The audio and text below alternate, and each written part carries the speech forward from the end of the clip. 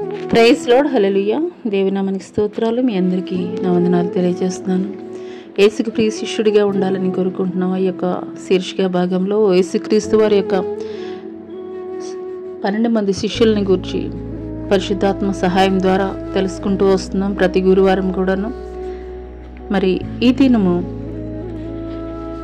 బర్తిలోమై, యేసుక్రీస్తు వారి శిష్యుడైనటువంటి బర్తిలోమై లేదా నతనయేలు గురించి పరిశుద్ధాత్మ సహాయం ద్వారా తెలుసుకుందాము. దానికన్నా ముందుగా ప్రార్థన చేసుకుందాము. స్తోత్రం నాయన, మహాపరిశుద్ధుడ, మహాగణుడ, గొప్ప దేవ, నీకే వేలాది కోట్ల వందనాలు, స్తుతులు, స్తోత్రాలు చెల్లిస్తున్నాం తండ్రి. గడిచిన కాలం అంతా నీ కృపలో భద్రపరిచి కాచి కాపాడినటువంటి దేవా, అయ్యా నీకే స్తుతులు, స్తోత్రాలు చెల్లిస్తున్నాము నాయన. ఈ యొక్క అంత్యకాల దినములలో నాయన నా తండ్రి ప్రభా, అయ్యా నీ శిష్యులుగా మేము ఉండాలంటే మేము ఏ రీతిగా ఉండాలి, ఏ రీతిగా మేము నడుచుకోవాలి, ఏ రీతిగా మా యొక్క ప్రవర్తన మేము కలిగి ఉండాలి, మా జీవిత విధానం ఏ రీతిగా ఉండాలని ఆనాటి మీ శిష్యులుగా పిలువబడుతున్నటువంటి అపోస్తలుల యొక్క జీవితాలని తండ్రి మీరు మాకు తెలియపరుస్తుండగా తండ్రి ప్రభా, అటు రీతిగా తండ్రి ప్రభా మేము జీవించడానికి కృప చూపించండి. అయ్యా మీకు స్తోత్రాలు, అయ్యా మీకు వందనాలు చెల్లిస్తున్నాం నాయన. ఇక ఉదయకాల సమయంలో తండ్రి ఈ యొక్క సామాజిక మాధ్యమం ద్వారా ఎంతమంది బిడ్డలైతే ఏకీభవిస్తున్నారో తండ్రి, వారి జీవితాల్లో తండ్రి ప్రభా అయ్యా నూతనమైనటువంటి పరివర్తన, నూతనమైనటువంటి దృక్పథంలో వారి జీవితాలను తండ్రి ప్రభా ఆనాటి శిష్యులను మీరు ఏ రీతిగా ఆశీర్వదించారో అదే రీతిగా తండ్రి ప్రభా అయ్యా యొక్క సామాజిక మాధ్యమం ద్వారా ఏకీభవిస్తున్న వారి యొక్క జీవితాలను కూడా తండ్రి మీరు మార్చమని నజరుడైన యేసు అతి పుణ్య పరిశుద్ధ నామములో అడిగి వేడుకొంచున్నాం ప్రియ పరలోకపు తండ్రి, ఆమెన్. ప్రైజ్ లార్డ్ అండి. Jyothirmayi with Jesus YouTube channel ద్వారా యేసుక్రీస్తు శిష్యుల యొక్క జీవిత విశేషాలు తెలుసుకోవడానికి దేవుడు చూపించినటువంటి కృపను బట్టి దేవునికి స్తుతులు చెల్లిద్దాం. హల్లెలూయా. ఈరోజు యేసుక్రీస్తు వారి యొక్క శిష్యుడైనటువంటి బర్తిలోమయి లేదంటే కనుక నతనయేలు అని కూడా పిలుస్తారండి. ఈ యొక్క బర్తిలోమైనే యేసుక్రీస్తు వారి యొక్క 12 మంది శిష్యుల్లో ఈ యొక్క బర్తిలోమై కూడా ఒకటనే అయితే కనుక చెప్పవచ్చు. మరి ఈ యొక్క బర్తిలోమై ఎక్కడ ఉన్నాడు అని అంటే కనుక గలిలయలోని కానానికి చెందినటువంటి వాడు. ఇతను జన్మస్థలం ఎక్కడంటే గలిలయలోని కానానికి చెందినటువంటి వాడు. మరి ఫిలిప్పు ఇతన్ని కనుగొని ధర్మశాస్త్రంలో మోషేయు మరియు ప్రవక్తలు ఎవరిని గురించి వ్రాసారో ఆయన నేను కనుగొంటిని అని ఆయన యేసేపు కుమారుడైన నజరేయుడగు యేసు అని చెప్పాను. హల్లెలూయా. యోహాను సువార్త 1:46 అయితే గనుక ఈ విషయాన్ని మనం చూస్తాము. బర్తిలోమై ఎప్పుడు జన్మించాడనంటే గనుక బర్తిలోమై 1వ శతాబ్దం ఏడీలో కానాలో అయితే గనుక జన్మించినట్లుగా చరిత్రకారుల వారి యొక్క గ్రంథాల ద్వారా తెలియజేయబడుతుంది. హల్లెలూయా. యేసుతో నతనయేలు యొక్క పరిచయం గురించి అయితే తెలుసుకుందాం. యేసుతో నతనయేలు యొక్క పరిచయం మరి యోహాను సువార్త 1:45 నుండి 51 వచనాల వరకు చూసుకున్నట్లయితే హల్లెలూయా. మరి ఫిలిప్పు చెప్పినటువంటి మాటలను బట్టి నతనయేలు నజరేతుల నుండి మంచిది ఏదైనా రాగలదా అని అడిగాడు. మరి అందుకు ఫిలిప్ ఏమన్నాడంటే మరి వచ్చి చూడమని చెప్పినప్పుడు మరి యేసు వద్దకు వస్తున్నటువంటి నతనయేలును చూచి ఇతడు ఇశ్రాయేలుడు, ఇతని యందు ఏ కపటము లేదని చెప్పగా నీవు నన్ను ఎలాగూ ఎరుగుదువని నతనయేలు యేసుతో అనగా ఫిలిప్పు నిన్ను పిలవక ముందే నీవు ఆ అంజూరపు చెట్టు కింద ఉన్నప్పుడే నిన్ను చూచితినని యేసు చెప్పాను. హల్లెలూయా. ఇక్కడ ఫిలిప్పు నతనయేలు ఇద్దరు కూడా స్నేహితులు. అయితే ఫిలిప్పు తోట నతనయేలు అంటున్నాడు, నజరేతులో నుండి ఏదైనా మంచిది రాగలదా అని ఇక్కడ క్వశ్చన్ చేస్తున్నప్పుడు ఫిలిప్ అంటున్నాడు వచ్చి చూడమని చెప్పినప్పుడు మరి యేసుక్రీస్తు వారే మరి నతనయేలును చూచి యేసుక్రీస్తు వారిని చూసినటువంటి నతనయేలు మరి మాట్లాడుతున్నాడు, ఇతను ఇశ్రాయేలుడు, ఇతని యందు ఏ కపటము లేదని యేసుక్రీస్తు వారు నతనయేలుని గురించి తెలియజేసినప్పుడు నువ్వు నన్ను ఎట్లాగూ ఎరిగి ఉన్నావు అని చెప్పి నతనీయేలు అడుగుతున్నాడు యేసుక్రీస్తు వారిని. హల్లెలూయా. అప్పుడు యేసుక్రీస్తు వారు తెలియజేస్తున్నారు, ఫిలిపు నిన్ను పిలవకముందే నీవు అంజూరపు వృక్షం కింద ఉన్నప్పుడే నేను నిన్ను చూచానని అయితే గనక యేసుక్రీస్తు వారు తెలియజేస్తున్నారు. హల్లెలూయా. మరి ఫిలిపు చెప్పినటువంటి మాటలను బట్టి నతనీయేలు ఏం మాట్లాడుతున్నారండి? నజరేతులో నుండి మంచిది ఏదైనా రాగలదా? అవునండి, అనేక సార్లు మన జీవితాల్లో కూడా మనం ఎదుర్కొంటున్నటువంటి పరిస్థితులను బట్టి మరి కొన్నిసార్లు తరతరాల శాపం కూడా ఏలుబడి అవుతూ ఉంటుంది కొంతమంది జీవితాల్లో. మరి అటువంటి వారు గురించి చుట్టుపక్కల వారు లేదంటే బంధువులు ఏమని మాట్లాడతారంటే, వీళ్ళ జీవితాలు ఎప్పటికీ కూడా మార్చబడవు. ఎందుకొరకు అని అంటే గనక వీళ్ళ కుటుంబాల్లో ఆ శాపం ఏలుబడి అవుతుంది కాబట్టి, వీళ్ళ కుటుంబాల్లో అయితే కనుక ఆశీర్వదింపబడినటువంటి కుటుంబాలుగా అయితే కనుక ఉండవద్దు. కొంతమంది సంబంధాలు మరి చేసుకోవడానికి కూడా ఇష్టపడరు. ఎందుకంటే కనుక వీళ్ళకి తరతరాల నుండి కూడాను ఈ యొక్క లోపం అయితే కనుక వస్తూ ఉన్నది కాబట్టి ఈ సంబంధాలు కూడాను వాళ్ళు చేసుకోవడానికి ఇష్టపడరు. అటువంటి శాపం గుండా నీ జీవితం కనుక కొనసాగింపబడుతున్నట్లయితే, అటువంటి పరిస్థితుల గుండా నీ జీవితం కూడాను కొనసాగింపబడుతున్నట్లయితే కనుక దేవాది దేవుడు తెలియజేస్తున్నాడు, నతనీయేలుతోటి ఏ రీతిగా మాట్లాడాడో అదే రీతిగా దేవుడు నీతోటి కూడా మాట్లాడుతున్నాడు. మరి ఇతను ఇజ్రాయేలుడు, ఇతని యందు ఏ కపటము లేదు. మరి అందుకు నతనీయేలు ఏమంటున్నాడు? నీకు ఎలాగూ తెలుసు నేను అని చెప్పేసి అన్నప్పుడు, ఫిలిప్పు నిన్ను పిలవక ముందే నువ్వు అంజూరపు చెట్టు కింద ఉన్నప్పుడే నేను నిన్ను చూచాను అంటున్నాడు. అవునండి, దేవుడు మన హృదయ రహస్యాలను ఎరిగినటువంటి దేవుడు. తల్లి గర్భం నందు రూపింపక మునిపే మనల్ని గుర్తెరిగినటువంటి దేవుడు.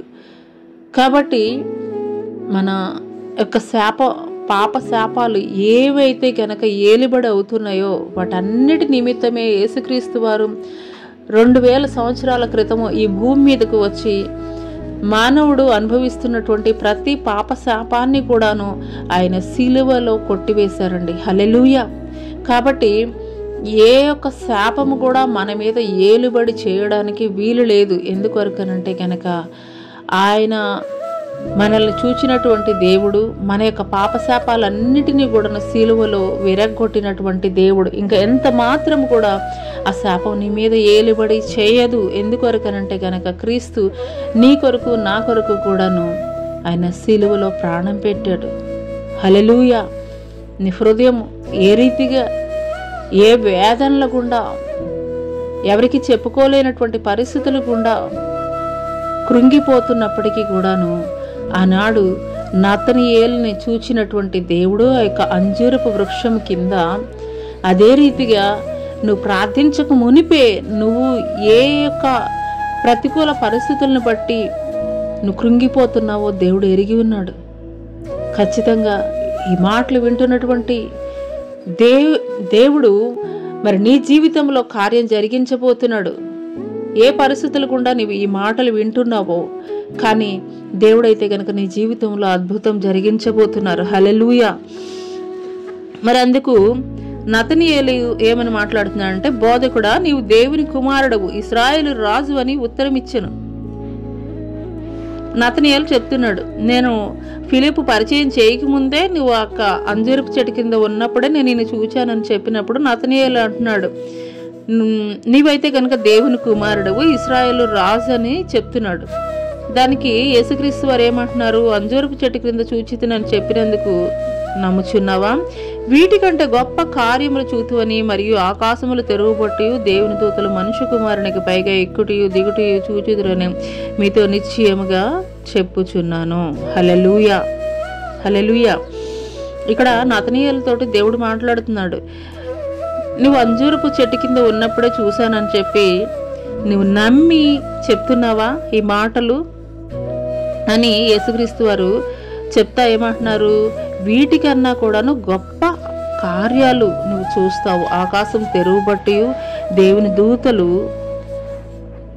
దూతలు మనుషు కుమారునికి పైగా ఎక్కుటియు దిగుటియు చూతురని మీతో నిశ్చయముగా చెప్పుచున్నాను అని తెలియజేస్తున్నారు దేవాది దేవుడు. హల్లెలూయా.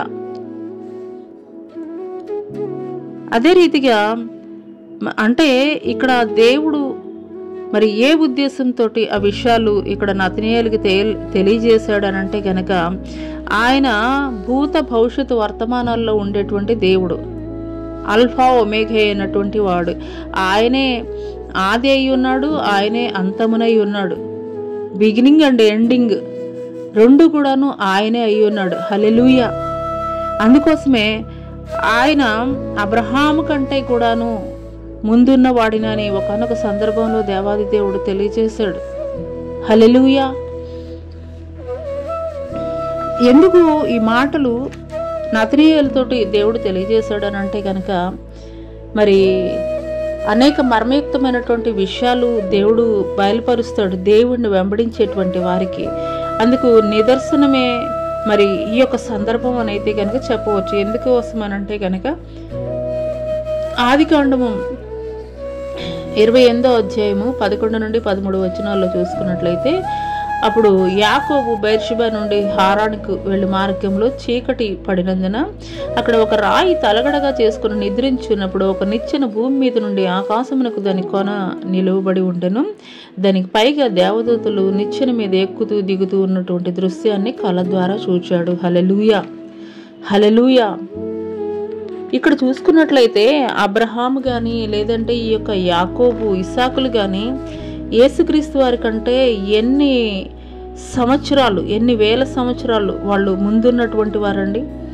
అయినప్పటికీ కూడాను యేసుక్రీస్తు వారు తెలియజేస్తున్నారు అంటే, దేవుణ్ణి వెంబడించేటువంటి వారికి ఆయన మర్మయుక్తమైనటువంటి గూఢమైనటువంటి విషయాలను కూడాను బయలుపరిచేటువంటి వాడిగా ఉంటారు. హల్లెలూయా. అదే రీతిగా యేసుక్రీస్తు పరిచర్యలో నతనీయేలు యొక్క పాత్ర ఏంటనేది అయితే కనుక కొన్ని విషయాలు మనం తెలుసుకుందాము. హల్లెలూయా. యేసు తండ్రి వద్దకు వెళ్ళవలసిన సమయం నెరిగి భోజన పంక్తిలో నుండి లేచి తన పై వస్త్రము పక్కన పెట్టి వేసి ఒక తువాలు తీసుకుని నడుమునకు కట్టుకుని పళ్ళెములో నీళ్లు పోసి శిష్యుల పాదాలు కడుగుటకును తువాలతో తుడుచుటకును మొదలుపెట్టును. వారిలో నతనీయేలు కూడా ఉన్నాడు. ఇది ఈ సందర్భము యోహాను సువార్త 13వ అధ్యాయం 1 నుండి 11 వచనాలు చూసుకున్నట్లయితే కనుక మనకి కనిపిస్తుంటుంది. మరి ఆయన తండ్రికి, ఆయన మరి సిలువకి అప్పగింపబడేటువంటి ముందు జరిగించినటువంటి ఈ యొక్క కార్యక్రమం అండి. హల్లెలూయా. శిష్యుల పాదాలందరి పాదాలు కూడాను ఆయన కడుగుతున్నటువంటి వాడిగా ఉన్నాడు. హల్లెలూయా. అంటే ఇక్కడ మనం దేవుడి దగ్గర నుండి నేర్చుకోవాల్సింది ఒకటే, ఆయన దేవుని కుమారుడు. ఆయన 100% దేవుడు, 100% మానవుడు. అయినప్పటికీ కూడాను ఎంత తగ్గింపు కలిగి ఆయన శిష్యుల పాదాలు కడుగుతున్నాడో మనమైతే కనుక చూడొచ్చు. అనేక సార్లు మనం వేటి కోసం చాలా మనం అతిశయిస్తూ ఉంటాం. అతిశయించడానికి అర్హుడు ఎవరు అని అంటే మన జీవితాల్లో ఆయన ఒక్కడు మాత్రమేనండి. స్వయంగా భగవంతుడే వాళ్ళ పాదాలు కడుగుతున్నాడు అంటే మనకి ఒక తగ్గింపు, ఒక మాదిరికరమైనటువంటి జీవితాన్ని చూపించే నిమిత్తమే ఆయన ఆ రీతిగా చేశాడని అయితే కనుక తెలియపరచవచ్చు. హల్లెలూయా. అదే రీతిగా ప్రభురాత్రి భోజనపు ఆ యొక్క విందులో కూడాను ఈ యొక్క నతనీయేలు ఉన్నట్లుగా అయితే కనుక మత్తయి సువార్త 26వ అధ్యాయం 20వ వచనంలో అయితే కనుక మనం చూస్తాము. మరి మూడవ విషయం ఏంటంటే, యేసుక్రీస్తు వారు పునరుద్ధారుడైన తర్వాత శిష్యులకి దర్శించినటువంటి సందర్భము. యోహాను సువార్త 20వ అధ్యాయము 24, 25 వచనాలు చూసుకున్నట్లయితే, అదే రీతిగా యోహాను సువార్త 20వ అధ్యాయం 19వ వచనాల్లో కూడాను మరి శిష్యులంతా కూడాను ఆ యొక్క యూదులకి భయపడి ఇంటి తలుపులు మూసుకొని ఉన్నటువంటి క్రమంలో మరి యేసుక్రీస్తు వారు పునరుద్ధానుడైనటువంటి క్రీస్తు వారి మధ్యలో నిలిచి మీకు సమాధానం కలుగును గాక అని వారితో చెప్పారు. అంత మాత్రమే కాదు, మరి మొదటిసారి సందర్శించినప్పుడు తోమా మాట్లాడుతున్నాడు, మీరు నిజముగా క్రీస్తునే చూసారా? ఆయన పక్కలో మరి మీరైతే గనక గాయాన్ని మీరు చూచారా అని చెప్పి అడిగినప్పుడు అనుమానంతో మరలా తోమా కూడా ఉన్నటువంటి సందర్భంలో రెండవసారి కూడాను యేసుక్రీస్తు వారు వారిని సందర్శించినట్లుగా అయితే కనుక మనం చూస్తాము. హల్లెలూయా. మూడవ సందర్భం ఎక్కడనంటే కనుక వారు తిబెరియా సముద్ర తీరాన చేపలు పడుతున్నటువంటి క్రమంలో యోహాను సువార్త 20:26 చూస్తాము. అక్కడ మరలా వారితో కూడాను యేసుక్రీస్తు వారు ఉన్నట్లుగా అయితే కనుక మనం చూస్తాము. వారితో కూడాను విందు చేసినట్లుగా, మరి నిప్పుల మీద చేపలు కాల్చి వారితో కూడాను భోజనం చేసినట్లుగా మనం చూస్తాము. హల్లెలూయా.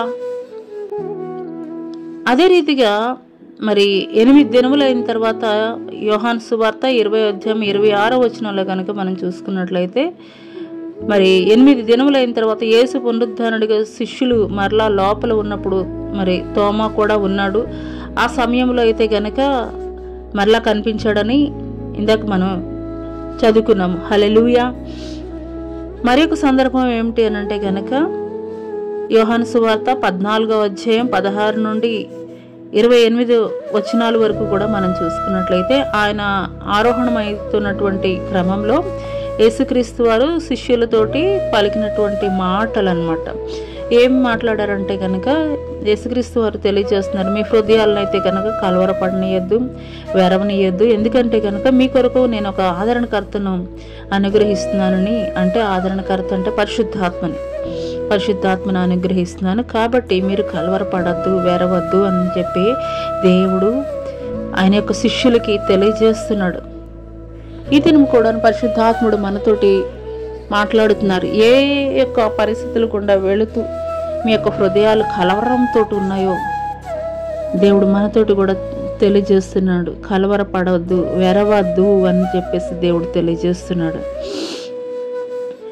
అదే రీతిగా మరలా దేవుడు ఏం తెలియజేస్తున్నాడు అంటే కనుక, నేను ఏ రీతిగా అయితే నేను మీకు చెప్పానో అదే రీతిగా మీరు యెరూషలేమును అయితే కనుక విడిచి మీరు వెళ్ళొద్దు. నేను మీ కొరకు ఒక ఆదరణకర్తను పంపిస్తానని చెప్పాను కదా, కాబట్టి మీరైతే కనుక ఆ యొక్క వాగ్దానం కొరకు మీరు కనిపెట్టి ప్రార్థన చేయండి అని తెలియజేసినటువంటి క్రమంలో వారు ఆ యొక్క యెరూషలేములో మేడగదిలోనే ప్రార్థిస్తున్నటువంటి వారిగా ఉన్నారు. హల్లెలూయా. హల్లెలూయా. ఈ మాటలు చెప్పిన తర్వాత యేసుక్రీస్తు వారు ఆరోహణం అయిపోయారు. ఆ తర్వాత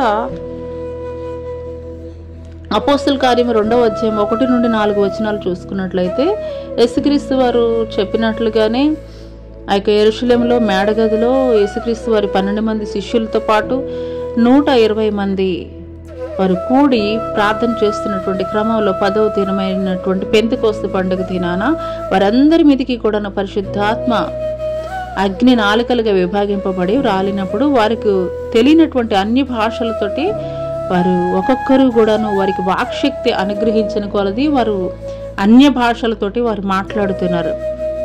ఇక్కడ చూసుకున్నట్లయితే 17 దేశాలకు సంబంధించినటువంటి వారు ఆ యొక్క పెంతెకోస్తు పండుగ దినం సందర్భంగా వచ్చినటువంటి వారిగా ఉన్నారు. వారైతే మాట్లాడుతున్నారు, వీరు గలిలయులు కారా, వీరు చేపలు పట్టేటువంటి జాలర్లు కాదా, వీరు ఏ రీతిగా మరి మన యొక్క భాషలు మాట్లాడగలుగుతున్నారు, వీరికి ఇటువంటి జ్ఞానం ఎలాగొచ్చిందని వారైతే కనుక ఆశ్చర్యపోతున్నారు. హల్లెలూయా. పరిశుద్ధాత్మ యొక్క నింపుదల ద్వారా కలిగేటువంటి, పరిశుద్ధాత్మ కలిగి ఉన్నటువంటి వారు పొందుకున్నటువంటి వరాల ద్వారా మాట్లాడేటువంటి భాషలు 2 రకాలండి. ఒకటి అన్య భాషలు, అంటే వారు ఎరిగినటువంటి భాష వారు మాట్లాడడం. అదే రీతిగా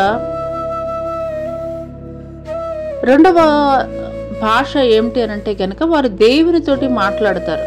అది మరి మనుషులకైతే కనుక అర్థం కాదు, కానీ వారు దేవునితోటే వారు డైరెక్ట్గా మాట్లాడేటువంటి వారిగా ఉంటారు. మొదటిది ఏంటంటే ఆ యొక్క సందర్భాన్ని బట్టి, అక్కడ ఉన్నటువంటి ప్రజలను బట్టి వారికి ఏ లాంగ్వేజ్ అవసరమై ఉంటుందో ఆ లాంగ్వేజ్లో ట్రాన్స్లేట్ చేసి దేవుడు వారితోటి మాట్లాడతారు. రెండవది పరిశుద్ధాత్ముడు వారి మీదకి వచ్చినప్పుడు వారు పరిశుద్ధాత్మ వరములను పొందుకున్నప్పుడు దేవునితోటి మాట్లాడేటువంటి వారిగా ఉంటారు. హల్లెలూయా. అదే రీతిగా ఈ యొక్క బర్తిలోమేయుని గురించి కొన్ని సంఘటనలు అంటే ఆయన యొక్క పరిచర్యని గురించి అయితే కనుక తెలుసుకుందాము. హీరాపాలిస్లో ఫిలిప్తో పాటు కలిసి బర్తిలోమేయు పరిచర్య చేశాడు. ఆ ప్రాంతం వారు వీరిరువురిని కూడా సిలువ మరణంకి అప్పగించాలని నిర్ణయించారు. ఫిలిప్తో పాటు బర్తిలోమేయుని కూడా సిలువకు కట్టారు. కానీ అక్కడ ఉన్నటువంటి న్యాయాధిపతులు కొన్ని కారణాల వల్ల బర్తిలోమేయుని విడుదల చేసి ఫిలిప్పును మాత్రమే హతసాక్షిగా చంపారు, అక్కడ ఉన్నటువంటి పరిస్థితులను బట్టి. అదే రీతిగా బర్తిలోమేయు పరిచర్యలో చివరి ప్రాంతం అర్మేనియా ది గ్రేట్లోని అల్సానోపిల్.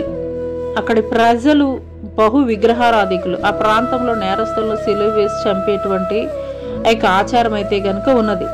మరి ఈ పద్ధతిని వారు ఈజిప్ట్ అర్మేనియా నుండి అలవర్చుకున్నారు అయితే గనుక చెప్పవచ్చు.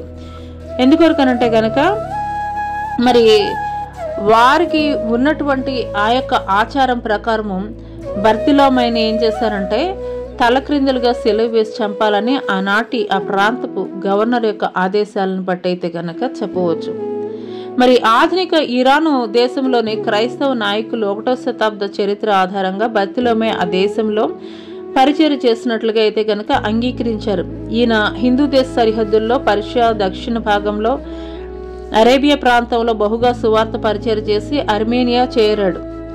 ఆ ప్రాంతంలో గల అల్బనోపాలిస్ గవర్నర్ ద్వారా క్రూరమైనటువంటి హింసకు గురై తలక్రిందులుగా సిలువ వేయబడి 69 ఏడీలో హతసాక్షిగా మరణం పొందాడని అయితే గనక చెప్పవచ్చు. బర్తిలోమేయుతో పరిచర్య చేసిన మరొక ప్రాముఖ్యమైనటువంటి అపోస్తలుడు తద్దయి. వీరిరువురిని కూడాను అర్మేనియాలో పరిచర్య చేశారు. వీరిరువురి సమాధులు అర్మేనియాకు ఉత్తర తూర్పు దిశలుగా ఉన్నాయి. అంతేకాదు వారు మరణించిన కాలంలోనే క్రైస్తవులుగా మారిన సుమారు 1000 మందిని హతసాక్షులుగా చంపారని ఎస్బిఎస్ తన రచనల ద్వారా అయితే గనక తెలియజేశారు. బర్తిలోమేయు అనగా తోలమై కుమారుడని అర్థము. అరామిక్ భాషలో బర్ప్లస్ తల్మై అనగా తల్మై కుమారుడని అర్థం. పరిశుద్ధ గ్రంథంలో 2వ సమూయేలు గ్రంథం 3:3లో చూసుకున్నట్లయితే గెషూరు రాజు అయినటువంటి తల్మై ఉన్నాడు. ఈ తల్మైకి మైకా అనేటువంటి కుమార్తె ఉంది. ఈమె దావీదు మహారాజు భార్య. ఈమె ద్వారా దావీదుకు అబ్షాలోము జన్మించాడు. అందువల్ల ఆదిమ సంఘ కాలంలో బైబిల్ పండితులైనటువంటి జెరోమ్ ఆలోచనలను బట్టి బర్తిలోమేయు రాజవంశానికి చెందినవాడని అంటారు. ఇతడు ఇంత ఉన్నత వంశీయుడిగా చేర్చబడుతున్నప్పటికీ జాలర్లతో కలిసి చక్కగా పరిచర్య చేశాడు. బర్తిలోమేయు తన బోధనల్లో విగ్రహారాధనను బహిరంగంగా ఖండించేటువంటి వాడు.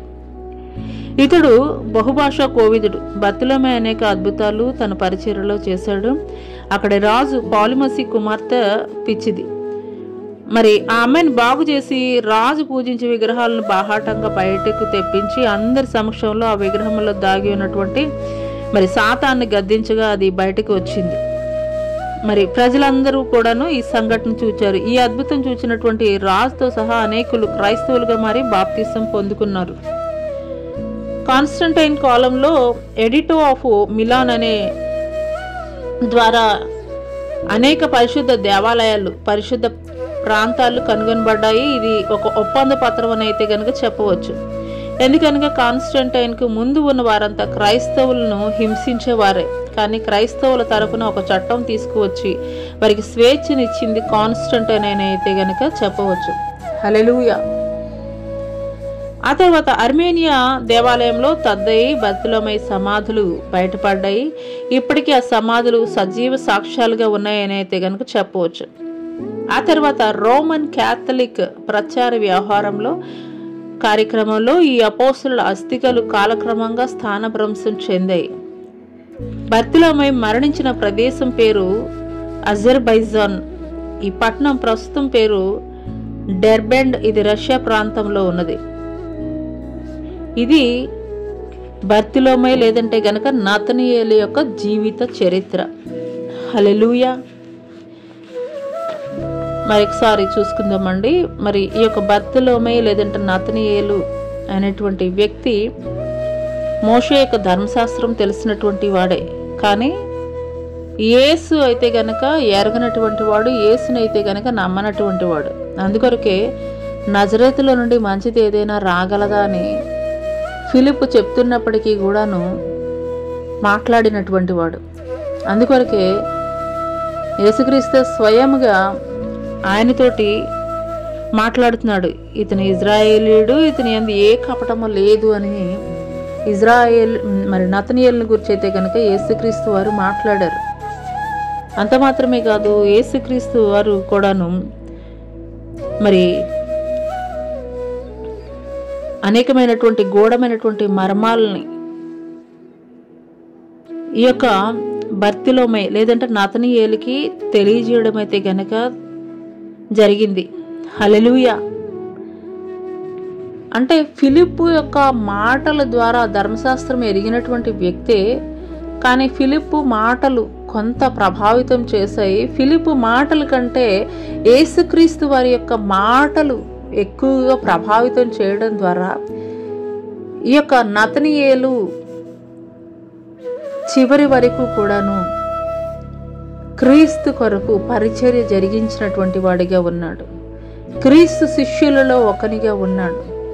క్రీస్తు కొరకు హతసాక్షిగా మారడానికి కూడాను వెనుతిరిగినటువంటి వ్యక్తిగా ఉన్నాడు. హల్లెలూయా. నీ జీవితము ఎటువంటి అనుమానాలతోటి దేవుని యొద్దకి వచ్చావో నాకైతే తెలియదు, కానీ ఆనాడు నతనయేలు కూడాను ధర్మశాస్త్రం ఎరిగినటువంటి వాడే, కానీ క్రీస్తుని నమ్మనటువంటి వాడే. కానీ ఒక్కసారి క్రీస్తుతోటి మాట్లాడిన తర్వాత క్రీస్తుని వెంబడించాడు, క్రీస్తు సువార్త ప్రకటించాడు, క్రీస్తు కొరకు హతసాక్షిగా మారడానికి కూడాను వెనుతిరిగినటువంటి వాడిగా ఉన్నాడు. ఒకసారి నమ్మిన తర్వాత, ఒకసారి విశ్వాసం కలిగి ఉన్న తర్వాత క్రైస్తవుడు అనేవాడు ఎవరు కూడాను మరలా వెనక్కి తిరిగి చూడడానికి వీలు లేదు. విశ్వాసంలో అంతకంతకు విశ్వాసంలో ముందుకు వెళ్ళాలి. నాగటి మీద చెయ్యి వేసినవాడు వెనుతిరగడు అని లేఖనం తెలియజేసినటువంటి రీతిగా ఒకసారి దేవుడు నిన్ను పట్టుకున్నాడు, ఒకసారి దేవుడిని నీవు వెంబడించుతున్నావు, ఒకసారి నీవు దేవుణ్ణి ఎరిగి ఉన్నావు అని అంటే కనుక అది శ్రమైన, నిందైన, అవమానమైన ఏదైనా కానీ పర్వాలేదయ్యా, నువ్వు నాకుంటే చాలు, నువ్వు నా పక్కనుంటే చాలు, నేను నడుస్తాను, నీ కొరకు నేను నడుస్తాను, నీ పక్షముగా నేను నిలబడతానయ్యా అని ఈ దినము ఆనాటి శిష్యుడైనటువంటి బర్తిమయి లేదంటే గనక బర్తిలోమయి లేదంటే నతనయేలు ఏ రీతిగా మొదటగా అనుమానస్తుడు అయినప్పటికీ కూడాను యేసుక్రీస్తు వారు ఎప్పుడైతే మాట్లాడారో అప్పుడు దేవుని కొరకు నిలబడ్డాడు, దేవుని వెంబడించాడు, దేవుని సువార్త ప్రకటించాడు, హతసాక్షిగా మారాడు. ఈ మాటలు వింటున్నటువంటి మరి నేస్తమా, ఒక నతనయేలు లాగా క్రీస్తు నీతో మాట్లాడినా కానీ, క్రీస్తు నీతోటి నడుస్తున్నప్పటికీ కూడాను ఇంకా బండబారిపోయినటువంటి హృదయాన్ని నీవు కలిగి ఉంటున్నావా?